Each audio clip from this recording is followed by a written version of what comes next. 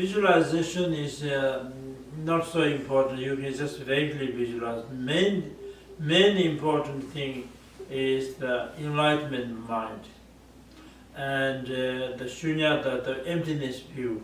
These two are the most important.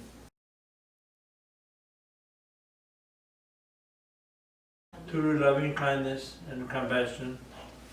And shunyata, as you examine all entity as not naturally existing. Everything has cause and conditions.